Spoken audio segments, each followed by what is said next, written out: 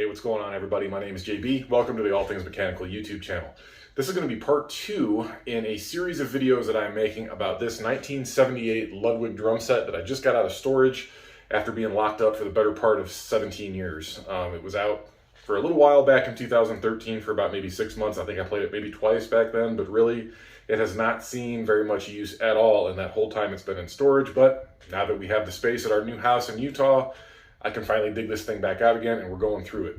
This video is going to be a continuation of the first part of working on the original Speed King bass drum pedal that came with this kit back in 1978. If you're not familiar with the Speed King pedal, I will go ahead and throw a link to the first video up on the screen here in a card. That will kind of give you a little bit more background on it, but it is the exact same pedal that John Bonham from Led Zeppelin used. I've made quite a bit of progress on it. We're still waiting on a few things here, so let me go ahead and turn the camera around, show you where we're at so far, and I'll explain what we're still waiting on and what we're going to be doing with it. All right, guys, here we are with everything laid out. At the end of part 1 of this whole thing, we were still working on getting the main part of the pedal assembly as well as the footboard plate painted. Went ahead and did that. I was running into some, I actually have filmed this particular segment of the video a couple of times now. But I figured out the secret sauce with this Rust-Oleum hammered effect paint. I was having some real issues with it at first, but I finally got that figured out. Unfortunately, I did not film a whole lot of that while I was actually doing the painting. I was more focused on getting the finish correct and getting it how I wanted it, but I'm pretty happy with the way it has turned out so far. I'm not sure how well this is going to show up on the camera. I've got light coming in from a couple of different angles here, so if there's any glare, I apologize. It's actually kind of dark in here because I'm trying to minimize that, but as you can see, we have a very, very nice hammer tone effect on the actual upright section of the pedal here, and an even more pronounced and more nice looking hammer effect on the footboard plate here. I mentioned in the first video that I had worked on getting this hook and S-bend in this correct. As you can see, this is kind of how it's supposed to be from the factory, if that shows up on camera or not, but it kind of bends up and then goes flat again. So this hook can actually hook onto the bottom of the upright section of the pedal without sticking below ground level. That way you're not having a hot spot putting pressure right here on this hook on the footboard plate. So I kind of rebent that and got that leveled out pretty well. So really, really happy with how these things have turned out. As you can see here, we do have a brand new set screw for the toe clamp right here, as well as 2 brand new compression springs. These came from drumsonsale.com, the springs as well as the toe clamp set screw.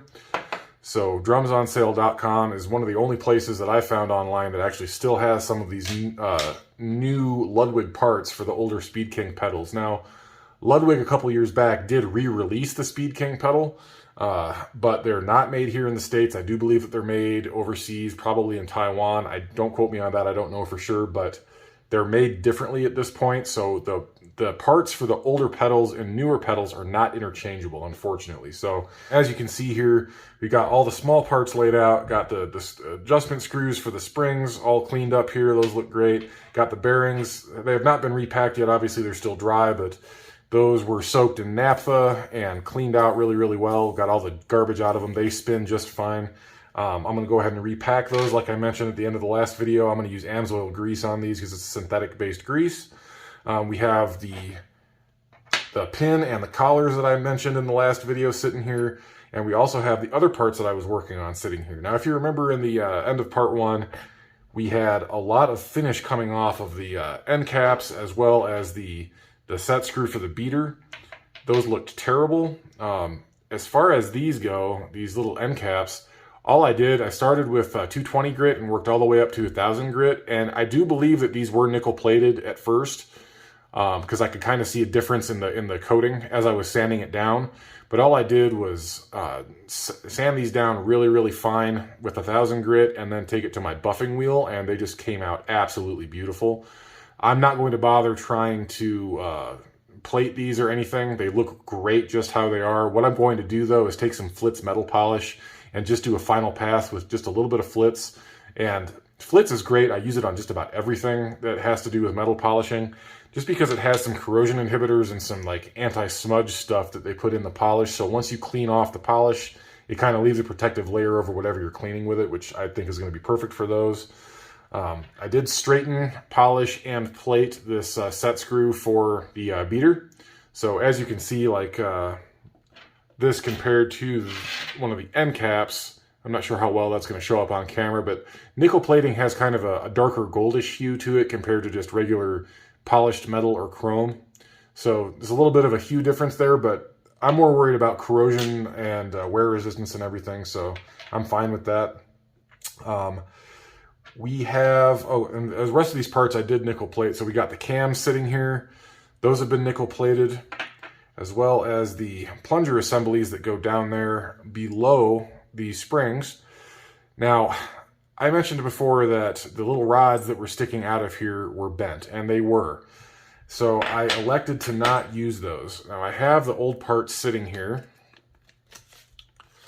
but what I did, I ended up measuring those with a micrometer, and they are exactly 5/32 wide. So I went and I ordered some drill blanks, 5/32 drill blanks. These are made out of tool steel, and these are basically what you would cut a drill bit out of if you were a tool and die maker and you were, you know, making an actual drill bit. Now, these is very, very, very hard steel. In fact, I tried to plate these and it wouldn't even take plating. It just built up and flaked off immediately. So I'm not sure exactly what these are, but it's very, very tough stuff. And I couldn't even cut these down. They come a little bit longer than this. I actually ended up just taking a whiz wheel on my angle grinder and just cut off the excess length and then chamfered the ends to make them look very similar to the original ones. The problem being with these is that I don't have any way of rolling these splines into it. I don't have the equipment for that. So what I'm going to do, I think I'm going to take these and carve a small notch into the base on each side, and then we're just going to epoxy these things into the original piston plunger assemblies, whatever they're called. But once those get epoxied in, they're going to be perfectly fine, exactly what we need for this. They fit nice and snug in there. There's a little bit of play because those holes are slightly oversized to accommodate those splines. But once we get those secured in there, that's the whole reason I want to cut a notch in with the angle grinder so that the epoxy has something to grab onto. And then once the epoxy adheres to the walls inside there, it won't allow those to come out very easily. So hopefully that works out okay, but we do have a solution there. We have nice brand new straight tool steel pins going in the end of those plungers. So all that is squared away. Next on the list here, I do have these two new springs, as I mentioned, from drumsonsale.com. And just as a matter of reference, these are the original springs that have been, you know, since cleaned up and everything that came out of this pedal. Now, I don't know how well you're going to be able to see this on camera, but it is very apparent. I mean, I mentioned at the beginning of this that the pedal felt really weak, like it wasn't really doing a whole lot as far as rebound goes. And I'm not sure, I got these exactly bottom to bottom here. I'm not sure how well that's going to come up on the camera, but the old springs are significantly worn. They're about 1/8 of an inch shorter than the new springs that I got to replace them. So let me, just to prove that, let me get out my calipers here, zero that out, put that in fraction mode, and I'm just going to go coil end to coil end here. In fact, let me turn my flash on here, that way you guys can see a little bit easier. So we're going to go coil end to coil end here, that way that's consistent on both springs and there's no funny business. So there we go. Come on now. Okay, so that's coil to coil, 3 1/16, if that's showing up on the camera. Hopefully it is. But that's just barely touching coil end to coil end, 3 1/16. These are the older springs. The new springs right here, yeah, you can't even fit it in between the jaws at this point. So I'm going to open this up a little bit. And there it is, coil end to coil end. It's 3 1/8. So there's an 1/8 inch of difference on those springs. Now, could that be attributed to manufacturing differences and things like that? Sure. But given the fact that both of the old ones measured out the same and both of the new ones measured out the same, I'm guessing these are just worn. You don't have to be a rocket scientist to figure out that when you have an 1/8 inch of spring compression, you're losing a ton of potential energy out of that spring. So I guarantee that when we get this thing all re-greased and put back together with these new springs and new components, everything is going to work far, far better than it did originally. So I'm really excited about that. Right here we have the rocker assembly, and as you can see, I've taken this apart because I noticed, first of all, it was just very, very, very sloppy in here. It rocked back and forth like crazy. And I also noticed that there was quite a bit of wear. I don't know how well that's going to show up on the camera, but it's worn down on the side right here. And let's see, where else? It's worn on the side right here. And as you can see, there's supposed to be what I presume is a round metal bushing in there, just a piece of tubing essentially, and about half of that is gone. So not only could it rock side to side quite a bit, but it could go in and out like a lot, because there's a lot of extra space in there that's supposed to be taken up by that bushing that is just not there. So I'm going to roll in. I'd actually tried to film this last week when I first discovered this problem and cut the original rivet out, but I've been really, really sick for the last week, guys, so that kind of explains part of the delay here. I'm waiting on some other parts for this still, but that's why I haven't been able to really move as quickly with this as I wanted to. But let me roll in a quick clip from the other video I tried to shoot about this as I was taking this apart and show you how bad this was and what I found. All right, guys, we're back in my office, and what we're looking at here is the rocker assembly off of the Speed King bass drum pedal. This is actually in remarkably good shape for the most part. The rocker itself is actually in really good shape. The bores are nice and square and clean without any tremendous wear on them or anything. All the threads are good. The only thing that I have an issue with is the slop in the hook. Obviously, it can sway back and forth quite a bit. So we're going to see if we can't get this old rivet out of there. That rivet is pretty well chewed up anyway and very loose. And this thing itself has quite a bit of play. So I'm not sure if there was supposed to be at one time a bushing inside this thing that kind of kept that lined up better and kept it from rocking the way it's rocking now. We're going to go ahead and get this rivet out of here. We're going to pull this out, just have a look at it and see what we can do to get this a little less sloppy. So I'm going to very carefully go at this rivet from the top with the die grinder and just see if we can get this outer rim to come off. It's already worn pretty much down to nothing, but we're just going to see if we can get the remainder off of here. Normally I would do this with a drill press and a drill bit, and having this mounted in a vise, but again, this is my own personal pedal. This is not how I would do it for a client if I was servicing someone else's pedal. But again, this is the first go for me, so I'm just using the tools that I have at my disposal. Again, this is just kind of a test thing for me. Now, what I'm worried about is the rivet actually spinning, so I have my finger kind of putting some upward pressure on the backside, but I have no idea if that's even going to work, so we'll see.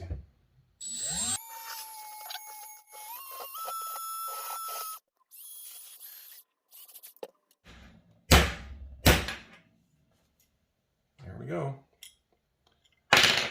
Got this off.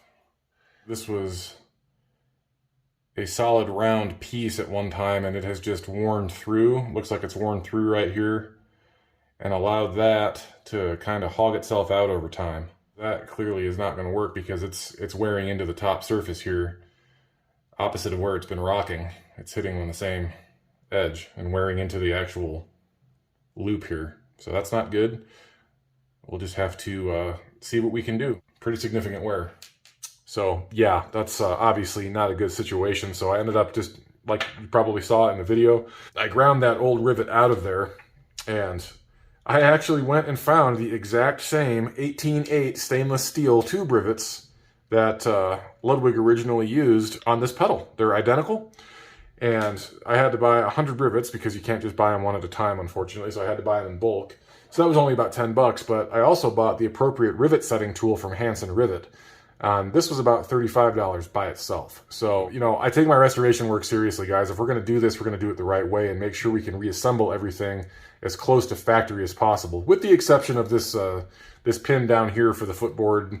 That's one thing that I just don't have the capability of safely doing without risking damage to the pedal itself, but that's a whole different thing. I covered that in the first video. Again, if you haven't seen that, go ahead and go back and start there.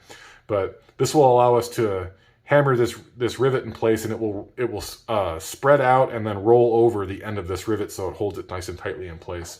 But this is the old rivet that came out, and as you can see, there is a significant amount of wear. I'm not sure how well that's going to show up either. Let me see if I can get that maybe where you can see it. I'm not sure, but right there in the middle of them, it almost has like a dog bone appearance to it because there's so much wear on the center of the shaft of this rivet. Not to mention that bushing that was just blown in half. So that's what I'm waiting on right now. I did manage to find some actual bushings, but they're a specialty size. This is a very, very odd inner diameter in between the hook here, as well as having a 1/8 inch inner diameter and the appropriate, I think it's 190 thousandths outer diameter to fit in there. I got oil-light bushings, and they're a very rare size, and they're actually being made to order right now, which is why I don't have them yet. They're supposed to be here Monday or Tuesday, though. It's Sunday right now, so hopefully tomorrow or the next day I'll be able to get this thing put back together. I know that you can buy these hooks brand new from Ludwig still, and I know that they come with the rivet and everything else, but this hook is actually in very good shape. It's a little bit bent, but it's not too bad, and this wear is really going to amount to nothing once we get this all put back together. It's not very cosmetically appealing, but it really doesn't affect the functionality at all. So the thing that I don't like about just buying a new one is the fact that they don't come with actual metal bushings. They come with a piece of plastic that you just shove in there and then rivet it around it. I don't care for that. So I ended up ordering the right bushings for this, and I'll end up either epoxying it in place or something else. And I like the idea of using oil light in here because it's self-lubricating and it lasts a heck of a lot longer than plastic. So hopefully what I ordered is actually going to be correct. We'll have to see when it gets here. But that's where we're at on all that, just waiting on the last little thing to show up, and then we can go ahead and get all this reassembled and tested, and hopefully it's going to be great. But the very end of the last video, I also mentioned that on the footboard itself and the heel plate, I wanted to blacken the base of this so that the Speed King and all the logos and everything were more visible. Well, I tried that. I tried using some aluminum blackening agent in here, and it just looked like absolute crap. It turned out terrible. Not at all what I was going for. And you know what? The original ones didn't have any colorization anyway, so it looked really off. The new ones have that. The re-release pedals have the black, logo, filled in and everything. But the original ones did not. So I went a little bit crazy with this thing. I sanded it down completely and put a nice Scotch-Brite brushed finish on it. And then what I did, rather than, I bead blasted this with just sodium bicarbonate because anything else would be way too aggressive. But what I did, I ended up taking some aluminum oxide, which is far more aggressive when you're using it on aluminum. And I put the aluminum oxide grit in here, and I bead blasted everywhere around all of these logos and everything down inside the footboard and all this. And then I took my random orbital sander and sanded everything down nice and smooth. And then I put that brushed finish with the Scotch-Brite on there. And what we're left with is this beautiful, slightly darker appearing surface behind everything. And it turned out exactly how I wanted it, guys. It's absolutely perfect. So I did the same thing with the heel plate. I actually just did this last night, and it hasn't had a chance to really darken or oxidize yet. I did this about a week and a half ago. So the area where I bead blasted, obviously there's more surface area exposed to the air, so that's going to oxidize a little faster, so it's gotten darker already. But hopefully the heel plate will end up looking identical to that in the end here. And we have a really, really handsome looking pedal now without having any weird looking stuff that's not OEM on it. So really happy with the way the pedal has turned out. Really, it's exactly what I wanted, so I'm very happy with it. The only things that we have left to do is that I have to replace the bushings in here. I got one kind of just floating in there right now. It's a little bit loose, so I need to add some steel stick epoxy in there to hold that in place. But really, the hole itself is fine. It's very, very close. It's not worn nearly as much as I even thought it may have been at the end of the last video. It's in really good shape. This one still has the original bushing in it that is super thin. I don't know if I'm going to be able to drive this out. I might just need to take a drill bit to it and just go to town.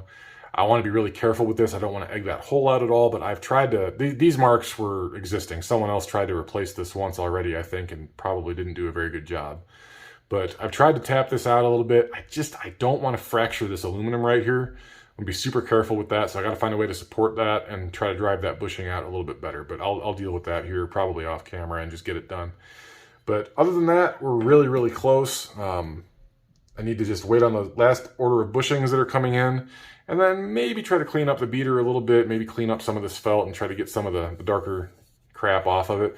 Although I think I am going to replace this beater with something from DW. I'll try it, once we get it put back together, I'm going to test it obviously with the original beater, but I think what I want as far as sound goes, I want a weighted felt beater on this thing that's a little bit more focused. So anyway, that's really all I got for now, guys. We're making some really good progress with this. I'm going to pause the video and we'll wait until all the parts come in, and then we'll reassemble everything. So That's only going to be a couple seconds for you, a couple days for me, but you'll see reassembly here very shortly. All right, everybody, we are back. It is the next day. It's Monday afternoon now. I'm actually on my lunch break, and the mailman just showed up and brought me some goodies from asbbearings.com. This is the company I ordered these through. They were a little bit more expensive than I thought they were. I think they were closer to $2 a piece. Still not bad. Not a big deal, but the bigger deal is that I'm an idiot and I somehow ordered the wrong length. This gap in here is exactly 3/8 wide, and I somehow ordered 1/2 inch long bearings. I don't know how I did that. The only thing I can say is that this inner and outer diameter is listed on their website, and it's just a whole column of pictures with the different dimensions listed, and obviously I just fat fingered that and picked the wrong one. No big deal, I can trim this down. I'll just take a whiz wheel to this and then clean it up real nice. You know, Oil-Lite is very, very slick and smooth, but it's very easy to manipulate and work with. So that's not a big deal. I can get that trimmed down. This loop is actually in really good shape. I just kind of opened that up just slightly with a screwdriver to give me better access to this old bushing that was in there, and it just fell out. A better look at this thing now that it's out. I have a tripod blocking about half of my screen, so I can't really see where I am. Sorry. But as you can see, this appears to be aluminum. It's very, very light, and half of it is gone. It's worn completely through, which is why the old rivet could just... Basically, the bushing was kind of down here. And that old rivet that was passing through is obviously much narrower. I got the new one here, but obviously without that bushing intact, this thing can just slide back and forth, which is how we're getting so much lateral play in this thing. So I'm going to be in much better shape now with this new Oil-Lite bushing, much higher quality than just your standard everyday aluminum. And of course the fit in the new rivets is fine. Now this, again, the rivets they're 1/8 rivets, but they're only 120 thousandths, so there is about a 5 thou clearance fit in here. So there's a little bit of movement in here, but I am going to throw just a little bit of that grease inside here to kind of cushion some of that slop so it doesn't, wear this bushing out too quickly. So we're about ready to rock and roll here. I'm going to go ahead and shorten this down to 3/8. I am going to get some of my epoxy and get that ready, and we'll go ahead and get the new bushing installed in here after I get it trimmed down. We'll get the hook riveted back onto the rocker assembly, and then we're going to go ahead and start putting this pedal back together. So let me run up to the garage real quick, make a couple of modifications to this bushing, and then we'll be back and we'll start getting this thing ready to rock and roll, hopefully literally. All right, everybody, we are back here. Not a whole lot has changed, but what I did do, like I mentioned, I did go ahead and shorten this down to 3/8. And I did notice that on this existing hook, there was a very slight bend right here. So I just put this guy in the vise and straightened it out. So that's pretty much perfectly straight now. There's a very slight curve to it, but not nearly enough to cause any kind of issue. So the other thing I did, I took my 2 replacement pins for these plungers here, and I just ground a small notch into the end of each one, as you can see. So what we'll do is I have this, I used steel stick epoxy a bunch in the past, but I've never seen it in liquid form. So I went ahead and bought this actual steel stick in liquid form, the Part A, Part B style. So we'll go ahead and mix some of this up, and we will kind of spread that in this groove on each one of these pins that I've carved in there, and then we'll put a little bit more down inside the bore on each one of these guys. So when those go down in there, that epoxy will kind of be surrounding that pin and kind of hug it and hold it in place. That way it can't come out quite as easily, in case, if this were smooth, it would be able to pull right out a lot easier. Not that I'm thinking that would happen, but just in case, we went ahead and carved those notches in there, so that should solve that issue. I have some 91% rubbing alcohol here. We're just going to go ahead and wipe down the areas that are going to get epoxied real quick and get those nice and clean. This is not quick setting epoxy. This takes 4 to 6 hours to set and cures in 24. So I don't think we'll be able to play on this pedal today, but at the very least we'll get everything reassembled and maybe do a little demo of it tomorrow. So I'm just going to get going here. I'll kind of put this in time-lapse mode, and I'm just going to get this done. So we're going to go ahead and throw everything back together.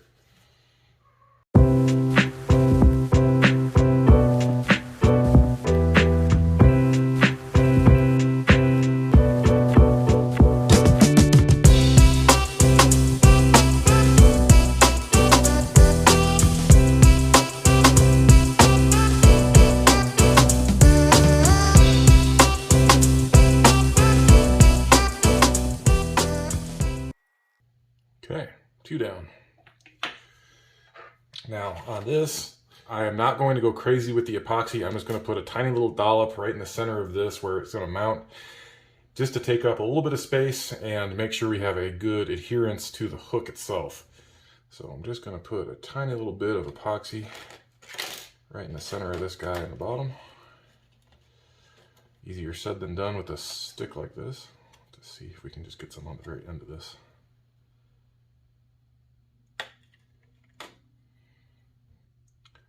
That actually went on much better than I thought it would. I'll be a little bit more. Okay. Now, since we have to slide this in, I just want to make sure we don't get any actually inside the bushing. I'll try to go around the epoxy first and then push it up into it, if that makes any sense at all. Probably not. Okay. And we'll wipe out the excess just as before with everything else. There we go. And yeah, this is a very slow drying epoxy. Just wiping that off lifted it up, so I have to just push that back down and just keep kind of playing with it until we get it where we want it. No biggie. All right, so I'm gonna go ahead and let that cure for a couple of hours just to set up so it's not so easy to move around. And then I'll go grab the grease. We'll go ahead and get stuff ready to go here, and I'll see you guys shortly. All right, everybody, we are back. It is several hours later, and unfortunately, things have escalated quickly.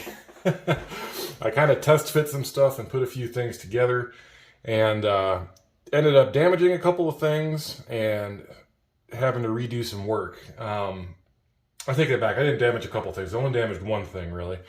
And that, unfortunately, is the rocker assembly. Got the new rivet put in the rocker here, as you can see, and that, you know, that riveting tool works absolutely beautifully. We do have our nice oil-light bushing down in there, if you can see that. I can't even see what I'm aiming at here, but yeah, we have oil-light bushing in there, and all of that slop is nearly gone. The only thing that's moving, really, the holes that the rivet passes through are hogged out a little bit, so there's a little bit of play there, but really everything is, I mean, it's rock solid compared to how it was, and I have a feeling that's probably going to last a good long time. The issue is there was so much wear on the sides of this from this thing being cattywampus for so long that as I was hammering this rivet in, I gave it one extra whack to try to close that gap a little bit, and I just absolutely creamed this thing. I went way too hard, and I actually ended up bending this ear into the point where the rivet bent, and I couldn't even move the hook. So I had to drill that rivet out, put a new one in there, got that one set properly, and I think we're good to go there. It's not perfect. It's still a little bit wonky right here, but I don't think that's going to have any effect on the overall motion of the pedal. If it does, we can break it down again and fix it, but it's looking fine. There's no binding or anything. It moves fine, and it's nice and tight compared to how it was. The other thing I did, I went ahead and put the toe clamp on here, and I started this earlier while I was waiting for the epoxy to cure, and I completely forgot to turn the camera on, but I did get this in. Unfortunately, I did chip a little bit of paint right there, a little bit of paint on the inside there, and a lot of paint on the inside, actually underneath the toe clamp, but that's okay. I can go in with a brush and touch that up, so that's not a big deal. I should have cleaned that out with a drill bit. I just tried to drive a punch through it to get it to kind of shove out, but this stuff actually dried much harder, much faster than I expected it to, and it actually chipped off. So I'll have to deal with that at a later time, again with a touch-up brush. So not a huge deal, but right now we're going to go ahead and get the rest of this thing thrown back together. The epoxy is not cured yet, but I have had it sitting vertically in my little punch holder over here for the last several hours, and this little package that the epoxy came in I'm using as a tester. That's still very slightly sticky, and it's still very, very soft, but that's more than good enough. We don't have to worry about these pins actually migrating their way out of here overnight, since they go in upside down, essentially. There's, you know, plenty of hold on that to hold them in place, even while the pedal is put back together. So we're gonna go ahead and do that. I also went ahead and put the new bushings in here and got them all sealed in place. I mean, let me show you the old ones compared to one of my spare new ones sitting over here in the bag. This is the old one that fell out in the first segment of the video. Let me turn my flash back on here. There we go. This is the old one that fell out in the first segment of the video. You can see just how just absolutely thin and just trashed that is. I mean, there's nothing left of it compared to one of the new ones, if it would sit up the right way. But yeah, that's a substantial difference. Substantial difference in wall thickness. So I'm having a feeling that that's going to turn out very well. This pin, now that I have those new bushings in there, I always forget when I'm messing with oil light that as you press it in, if you have to press it in, it tends to shrink a little bit. And that's exactly what happened to this. So that like half thou of clearance that we had kind of went away. So now, I mean, it still passes through there, but it's very, very, very tight. So that, it spins fine, but it does not spin very freely. And for me to even get it to the point that it's at now, I had to basically put some flits on this pin, chuck this thing up in my drill, which the battery is dead now, and just run this thing back and forth, spinning full RPM to kind of hone those bearing surfaces in for the new pin here. And it's still really, really tight, but that's okay. I would rather have it too tight than too loose.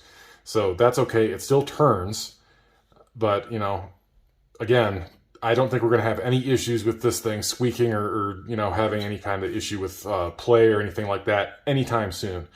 So got those in, no damage there, put the bottom plate back on for the heel plate.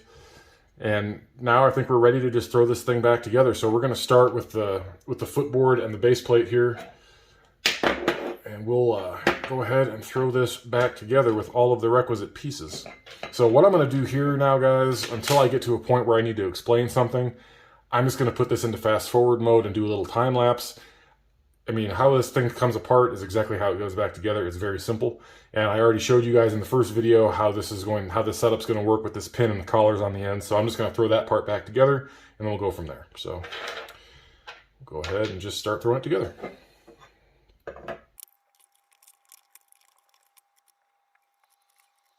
So anyway here, let's go ahead, set this aside for now, and we'll get going on the rest of this. Like I said, I already got the toe clamp put back in here, and I did, if I didn't mention it before, I did chase these out. It's a 1/2 20 tap that you need for that right here. I just ran that through just to clean out any, I mean, I blocked those off when I painted, but just to make sure I didn't have any junk down in there, or grease or metal filings or whatever. This again, just a 1/2 20 tap, and that just threads right in just to clean up, just chasing the threads to clean them up. So I did do that. Now, I do have my AMSOIL. This is just Dominator synthetic racing grease. Again, huge overkill for this particular application, but you know, it's a synthetic, so it's not going to have issues drying out anytime soon. I mean, it can still get dry, but it's not going to get nearly as nasty as the stuff that was in there previously got. So the order of operations here, I get the bearings packed first, and I do have some Loctite 609, or this is the generic version. This is made by Escon, retaining compound. And I did notice, the only reason I have that is that I noticed that the fit inside here was a little bit sloppy. So I'm just going to put a couple drops of this around the perimeter of these bushings just to make sure the bushings actually stick to the inside of the bore here, since I didn't do anything with trying to build up anything on the outside of that. Just want to make sure that the bushing is actually, you know, the inner race is actually turning in the outer race and the whole bushing isn't turning. That would be bad. We don't want to wear any grooves inside the actual casing here. So that's what we're going to do. So back to time-lapse mode. I am going to put gloves on because I don't like getting grease all over myself. It's nasty.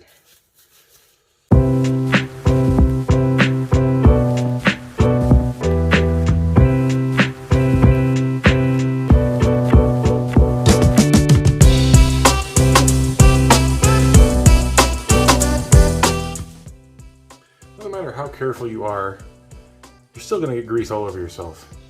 Anytime you're messing with grease, doesn't matter. Just be prepared for that. Oh well, par for the course. Bearings are packed. Now before I get my hands completely clean, I'm gonna just take a little remaining bit of this grease that we have and just put some on these springs. Again, this is more for corrosion inhibition than anything else. We don't need to completely slather them with grease like the ones were from the factory. I think that was a little bit overkill, or maybe someone did at one point re-grease this thing. I'm not sure. I don't know what Ludwig's protocols were way back then. I just know that what we had in the first video was not good, as they say. That was way too much grease, and that was in very poor shape. You don't want to run these things completely dry, at least I don't. Some people might, I don't know. But anything metal that goes on the floor, in my opinion, should have some kind of grease or lubrication on it. Just a little bit. Okay. So we got our springs greased up. Okay. Next, we're going to go ahead and start reassembly here.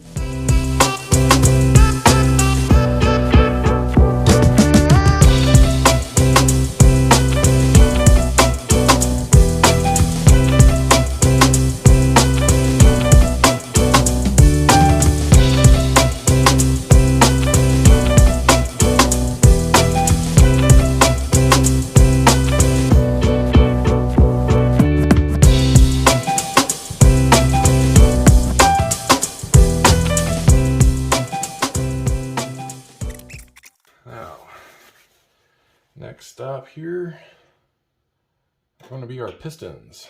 So again, these are still, the epoxy is not 100% cured yet, but that's all right. I already took my gloves off, but I'm just going to put very fine film of grease on the bore, not the bore, the body of this thing. Again, it's got nickel plating on it, although my nickel plating is not great. It is flaking off at the ends there, which I kind of expected.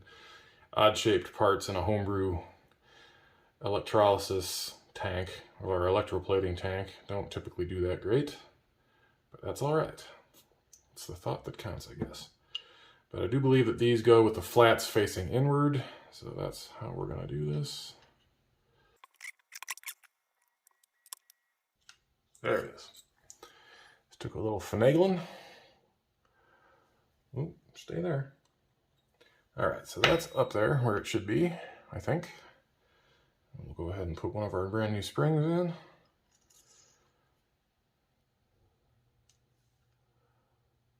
Are we touching where we need to touch here? Yep. Excellent. Now I know that other bearing is going to fall out. So I'm just going to take one of these caps and just temporarily throw it in there real quick so we don't lose any of our progress. Not making any adjustments to anything here.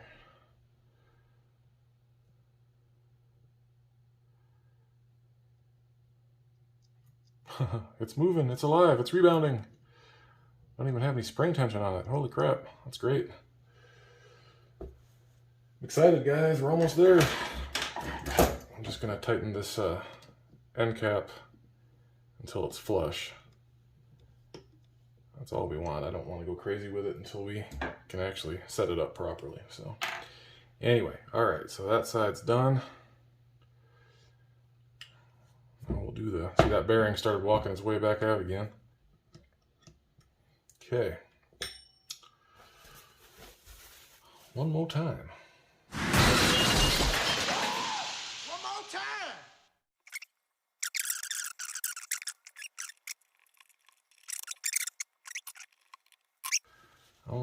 All right. Now, I'm not gonna just go stupid with the grease, like the conglomeration of crap we pulled out of there last time, but I do want to make sure the cam surfaces and everything in here are very well lubricated, so I am just gonna glob some in here on top of all these things. Just get it down in there, and that will migrate wherever it wants to go as it needs to. But that right there, 2 little dollops, that's all I'm going to put in here. And then we'll wipe this little cutaway area off so that our end caps can sit on there. And I just lost my flash again, so hey, battery's dying once again. That's what happens when I film at the end of the day, guys. I don't charge my phone during the day because I'm always on the move. Now, I did not clean any of the paint out of here. So I'm wondering how well this is going to work. I don't want to go hammering on these things too badly. But this should be the last piece of the puzzle here. I'll try to get this installed so that the Ludwig's at the very top and kind of centered-ish. But I'm just gonna press those guys in.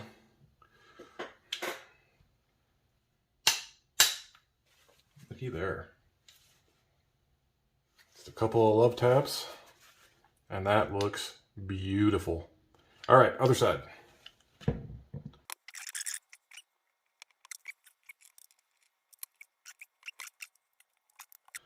All right.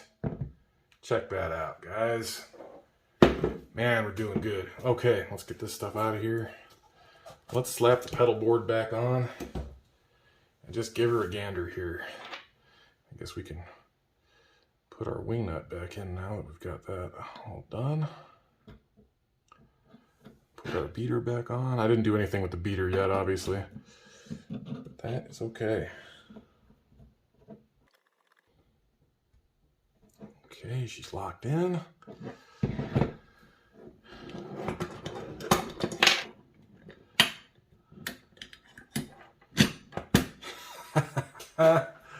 Here we go. Oh man, that is fantastic. Now obviously there's no tension on that thing yet, so let's go ahead and adjust. I am going to put those in. Oh, let's go 2 turns and see where we're at. 2 turns on both sides from here.